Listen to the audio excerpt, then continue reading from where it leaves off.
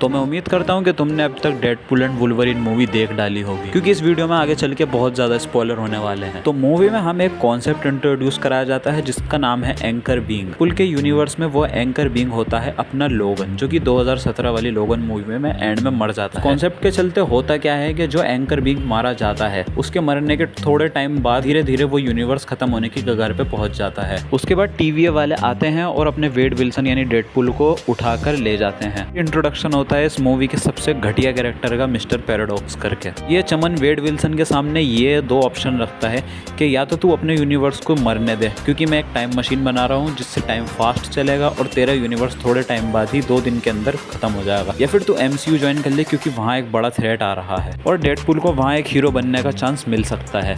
अब हम सब ये बात जानते हैं कि डेडपूल कितना बड़ा लसन कैरेक्टर है और उसको इतना प्लान डिटेल में बताने की क्या जरूरत थी। हाँ, डेडपूल तुरंत फैसला करता है कि वो अपने यूनिवर्स को बचाएगा। पुल मिस्टर चमन से टाइम ट्रेवलिंग डिवाइस छीनता है और हर उस यूनिवर्स में जाता है जिसमें वुल्वरीन एग्जिस्ट करता हो। वहीं हमें हेनरी कैविल का वुल्वरीन भी देखने को मिलता है, जो कि देखने में काफी ज्यादा जबरदस्त। फाइनली डेडपूल ऐसे वुल्वरीन को छाट कर लाता है जिसकी जिंदगी सबसे ज्यादा झंड थी, जो सबसे घटिया लोगन था। उसके बाद मिस्टर चमन इन दोनों को वॉइड में प्रून कर देता है। हाँ, डेडपूल वुल्वरीन को समझाने की कोशिश करता है कि उसकी दुनिया तबाह होने वाली है और एक तू ही है जो उसकी दुनिया को बचा सकता है। बदले में डेडपूल वुल्वरीन की दुनिया में जितने भी उसने कांड करे होते हैं उन सबको रिवर्स कराएगा। उसके बाद हमें चिकने लौंडे यानी क्रिस इवांस का कैमियो देखने को मिलता है। उसके बाद वॉइड में कांड होना शुरू होते हैं और डेडपूल बिना फालतू में ह्यूमन टॉर्च को मरवा देता है। वॉइड में काफी सारे फाइट सीक्वेंस भी होते हैं और कई सारे कैमियोज भी होते हैं जिसमें ब्लेड, इलेक्ट्रा, जगरनॉट और बहुत सारे कैमियोज थे जिन पर आगे हम कभी किसी और वीडियो में बात करेंगे, क्योंकि वॉइड वाला सेक्शन इतना ज्यादा इंपॉर्टेंट इस मूवी में नहीं था।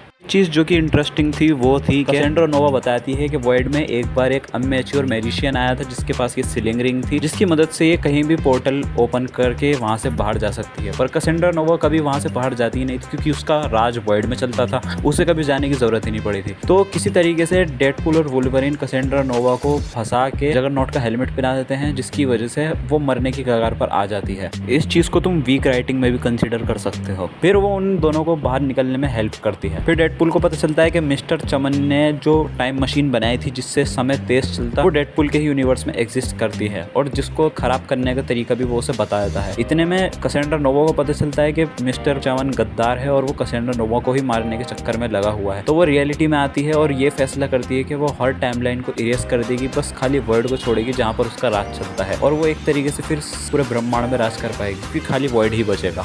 कई जगह पर मूवी की राइटिंग बहुत ज़्यादा लेजी हो जाती है। डेडपूल एंड वुल्वरीन उसे रोकने की कोशिश करते हैं, उससे पहले ही वो डेडपूल के 100 वेरिएंट्स को उन दोनों से लड़ने के लिए छोड़ जाती है, जहाँ हमें एक तगड़ा फाइट सीक्वेंस देखने को मिलता है और वो लिटरली मूवी का बेस्ट सीन था। और किसी तरह डेडपूल और वुल्वरीन मैटर और एंटी मैटर को मिलाकर कैसेंड्रा नोवा को जान से मार देते हैं। फिर डेडपूल को और टाइम मिल जाता है अपने यूनिवर्स में जीने का, जो कि होते हैं 1000 साल, और वो इन्वाइट करता है वुल्वरीन को भी उसी के यूनिवर्स में आने की, और वुल्वरीन मान भी जाता है। यहीं पर मूवी एंड हो जाती है।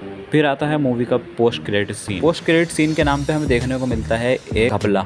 तो इससे साबित होता है कि ह्यूमन टॉर्च को डेडपूल ने नहीं मरवाया था।